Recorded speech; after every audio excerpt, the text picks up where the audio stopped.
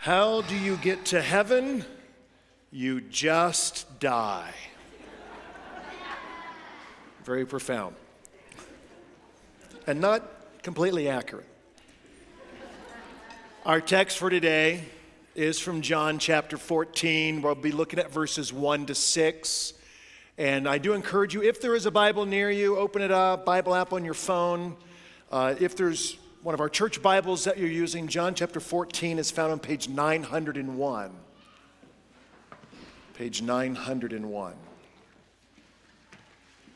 Our focus for this ministry year, we began this back in August, is going through some of the significant sections of the gospel according to John. And here in this special season of the church here, it's called the season of Epiphany. There happens to be 7 Sundays in the season of Epiphany, and there happens to be 7 great I am statements of Christ recorded for us uniquely and solely in John's gospel. And so we've seen so far Jesus saying, I am the bread of life. I am the light of the world. I am the door or the gate. And last week we saw, I am the good shepherd. In these statements, Jesus is revealing something vital about himself that we might know him in a personal way. This week we skip ahead to John chapter 14, verse 6. And we come to what is perhaps the most controversial, if I can use that word, controversial or troublesome for the modern hearer of the great I am statements. We're in verse 6 of chapter 14. Jesus says this: I am the way and the truth and the life. And then he adds, no one comes to the Father except through me. Now, why is that problematic or troublesome for especially modern hearers of the word or readers of the text? Well, it has to do with this fairly modern way of thinking about religion, which says that all religions are basically the same. All religions are essentially the same, and therefore there are many different paths and there's many different ways to whatever your view of salvation, eternal life, or nirvana, or whatever it might be. We can't even agree upon that. There's many different paths, many different ways, and Jesus here is saying very clearly, I am the way, the truth, and the life. What I hope that we see as we study this text in its fullness is that these words, which might be troublesome, and I understand that as a person who lives in the 21st century, that might be controversial, I hope that we see that the exact same thing that maybe causes controversy is what brings great comfort and are some of the most beautiful and powerful and comforting words of the good news of Jesus. So let's dig in and study this, verses 1 to 6. Where is Jesus when he is saying this I am statement? What is happening? Well, Jesus is in Jerusalem. He's in what we refer to as the upper room. He's celebrating the Passover meal with his friends, his disciples, one last time, the Last Supper. He's given us the Lord's Supper. There in the darkness of that room, Jesus has on many occasions been telling his disciples, look, you guys need to know, I am about to suffer many things and I'm going to be killed. I'm going to suffer many things and I'm going to be killed. And the disciples were so disturbed by that, they just refused to even listen to it or believe it. They've had the triumphal entry of Christ into Jerusalem with all these crowds of people shouting his name, and the religious leaders, especially after Jesus has raised his friend Lazarus from the dead, that's it, and now they are after him.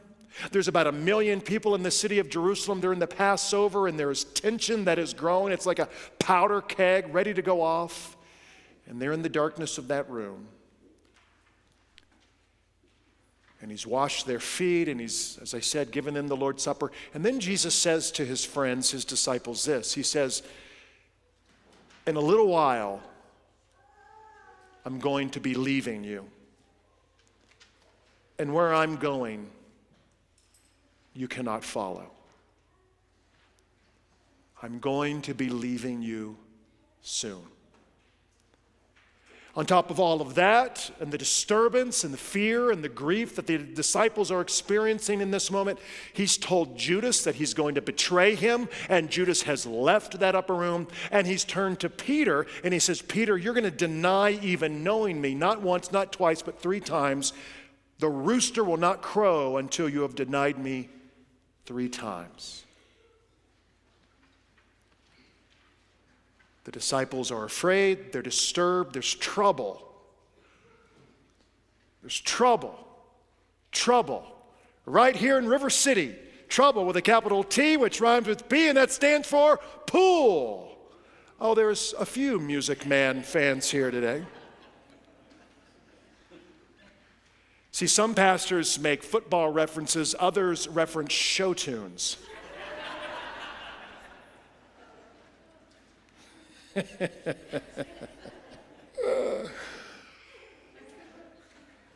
There is trouble. This is what Jesus then immediately says in John chapter 14, verse 1. Let not your hearts be troubled. Believe in God. Believe also in me. Make no mistake, Jesus here is making a bold claim to his divinity. You believe in God, you also believe in me. I am at the same level, have the same authority as God himself, the Son of God. Believe in God, you believe in me. Let not your hearts be troubled. The word troubled, the Greek here is a big word. It's full of meaning. It means to be deeply disturbed, to be unsettled, great anxiety, anxiousness, grief, to be terrified. It has all of these nuances, to be troubled. They were deeply, deeply disturbed in their hearts, in the core of their being. And Jesus says, no. Let not your hearts be troubled. How? Again, he says, here's the antidote, here's the answer to your troubled hearts. Believe in God. Believe in me. The word believe, the root word believe, is the same root word for the word faith in the New Testament. And it says, believe in God, believe in me. You know, if you come here often, you know that oftentimes when we have the Apostles' Creed or the Nicene Creed, our affirmation of faith, I will turn and I will say, Christians, in whom do you trust? That what Jesus is saying is not believe in God intellectually or believe in me. He's saying, believe God. Believe me. Trust me. Trust me. Let not your hearts be troubled. Trust me. Believe in me. And how do we do that? Well, Jesus goes on in verse 2. In my Father's house are many rooms. I love that. That's good news. It's not just a few rooms. There are many rooms. You see how inclusive the good news of Jesus is. This is the message we need, especially if you're here today and you're burdened by your sin or shame or that sin that you keep doing, and you sometimes think, how can God keep forgiving me? How can God, in that lie of Satan, Jesus would say to you, there are many rooms. There is lots of space. Oh, there is so much space for you. This is what no doubt Peter needed to be reminded of after he had denied Jesus. Peter even called down curses on himself. He essentially said, may I go to hell if I know this man? Peter, yes, you denied me, but there are many rooms. There's lots of space. You're welcome. You're welcome home. This is even Judas. If Judas had been here, this is what Judas needed to hear. Jesus would turn to him and say, do you think that your betrayal of me would stop me from loving you?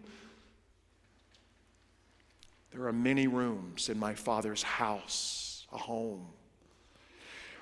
And Jesus says, if it were not so, would I have told you that I go to prepare a place for you? See, it's Jesus' work. He's doing the preparation. We cannot prepare ourselves. Jesus does the preparation by grace alone. And he's prepared a place for you in the Father's house.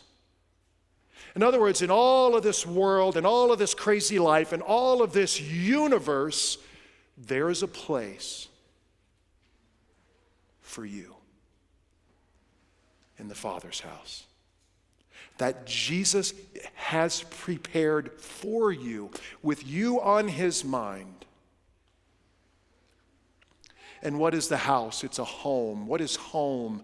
It's being at rest, right? All day long, and we try to look our best, and you should see how much Pastor Micah preens and primps in the mirror before coming out here for worship, and I'm up there trying to fix my sweater, and it's pathetic. Both of us. We all do that. We try to put on our best selves. We try to justify ourselves. We try to present. And when you get home,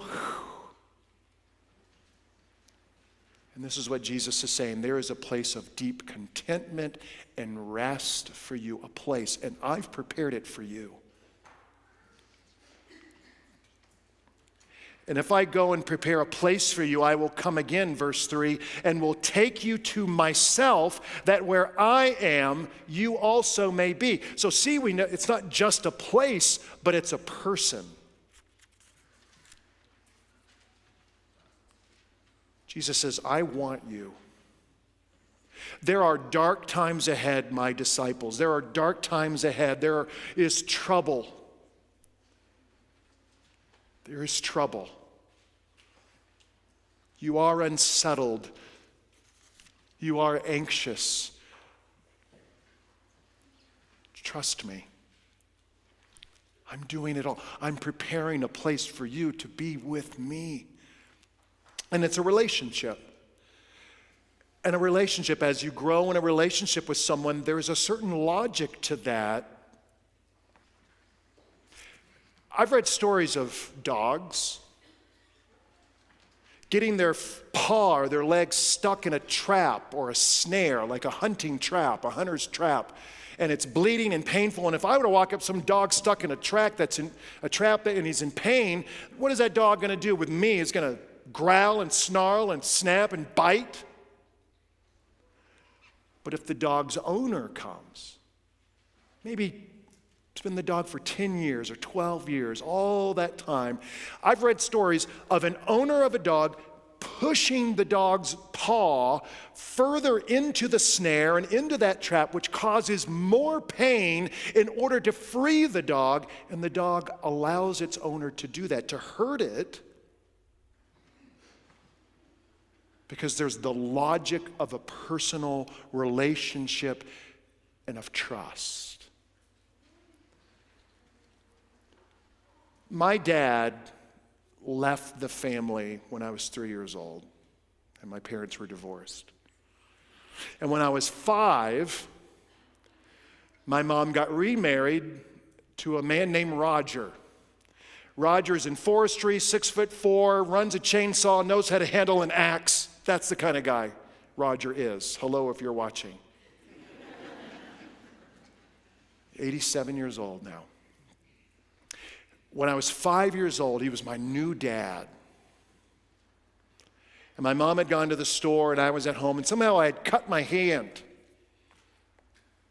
Somehow, and my hand was cut, it was bleeding. Of course, what do when you got a cut? You need to sanitize it and make it clean. And this is my new dad, and he had been single, a committed bachelor till 38 when he married my mom. And so what does he do? He got to clean the wound. He takes a bottle of rubbing alcohol. And after the screaming subsided, that's a specific type of burning pain. I don't know about this new guy. But over the years, I'm 10, 11, I'm out in the woods with him, and somehow I got a huge splinter in my palm of my hand. Roger, probably to this day, still carries a pocket knife in his pocket, and he takes out his pocket knife. He says, "Let me see your hand." And I stick out my hand, and he starts to cut into my skin, right, to get the splinter up. And it hurt.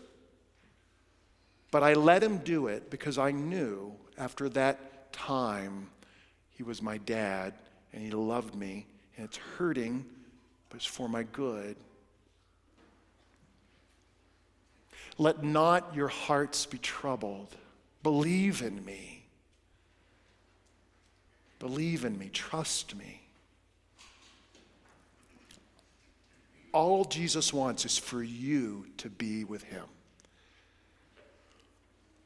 And he even says, "You know the way to where I'm going," verse 4. You know the way, and I love Thomas in the resurrection and the new heavens and the new earth. I want us all to high-five Thomas, shake his hand, pat him on the back for this question that he asked Jesus. Jesus says, "You know the way to where I'm going." Thomas said, "Lord, we don't know where you're going. How can we know the way?"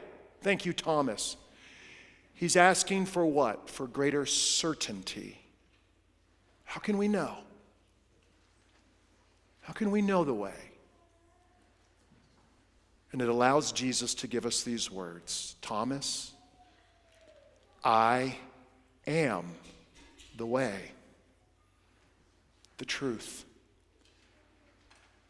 and life itself, what you're looking for and longing for. I am the way. Remember, Jesus says, "I'm going to prepare a place for you." Well, what does that mean? I mean, that means he's going to heaven or the new heavens and the new earth, and it's imperfect, and so he has to prepare it, and he's fluffing the heavenly pillows, and he's vacuuming the carpet, like I'm going to be doing, getting ready for our little Super Bowl party with our missional community. Come early if you want to help.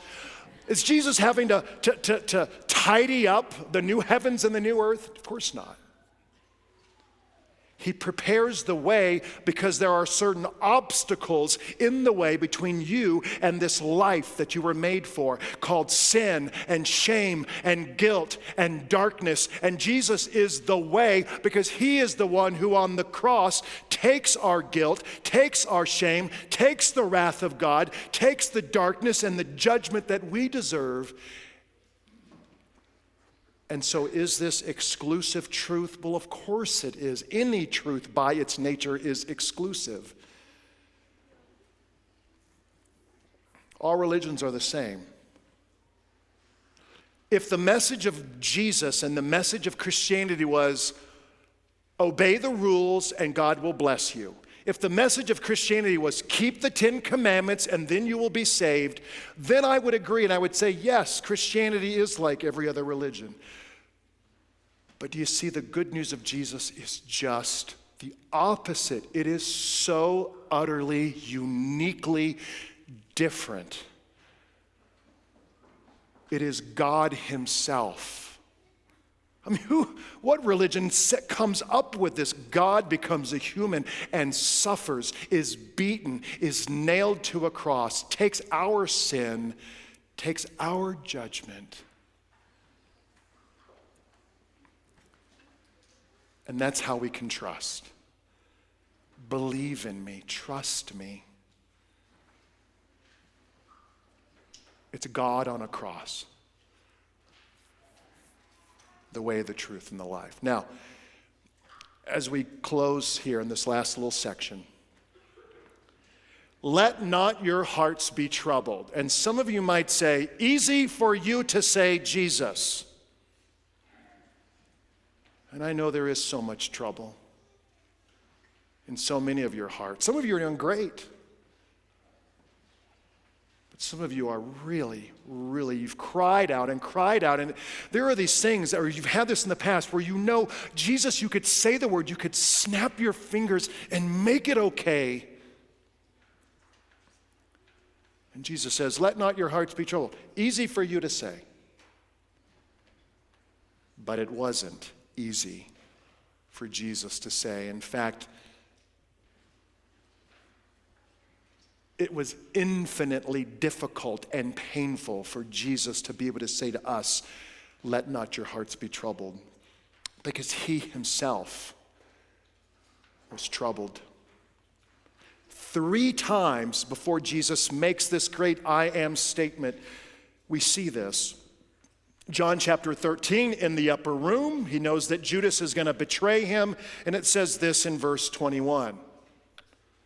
Jesus was troubled in his spirit and testified, truly, truly, I say to you, one of you will betray me. Jesus, the Son of God, God himself was unsettled, was disturbed, was in grief. God. John chapter 12, after the triumphal entry, they go into Jerusalem. The religious leaders are now plotting against him, and it says this in verse 27. Now is my soul troubled. And what shall I say? Father, save me from this hour, but for this purpose I have come to this hour. You see what's happening there? Jesus is choosing. Though he is disturbed and troubled and grieving and in pain already, he is choosing the way of the cross for you. And then finally in John chapter 11, Mary and Martha's house, his friends, their brother Lazarus has died. Mary has fallen down to the ground, is weeping, and it says this, that when Jesus saw her weeping and the Jews who had come with her also weeping, he was deeply moved in his spirit and greatly troubled. And he said, where have you laid him? And then Jesus wept. The fullest revelation of who God is in Jesus Christ. You want to peer into the heart of God, here it is. When you're crying out to him and you know that he could just snap his fingers or say the word and solve all of your problems and all of your trouble and all of the sorrow that you're experiencing, and you don't understand why he seems so far removed and so quiet, please remember, we see into his heart. And that when we weep, he weeps. When he hurts, he hurts. This isn't hyperbole. When he saw their weeping, he was deeply moved in his spirit and greatly troubled. This is the heart of God. This is the emotion of God which drove him to the cross. And we'll close with this. Maybe you remember the Apostle Paul when he was Saul, and God chose him on the road to Damascus, and he was traveling on the road. And Jesus appeared to him in this great light, and Saul falls to the ground, and the voice of Jesus says, Saul, Saul, why are you persecuting me? And Saul says, who are you, Lord? In other words, I would never persecute anyone as bright and shining and terrifying as you. Why are you persecuting me? Saul was persecuting Christians, men and women. Jesus takes that very personally. When you are persecuted, he is persecuted. When you are in grief, he is in grief. And he says, let not your hearts be troubled. Believe in me. Trust in me. I am the way and the truth and the life. To Christ alone be all the glory. Amen.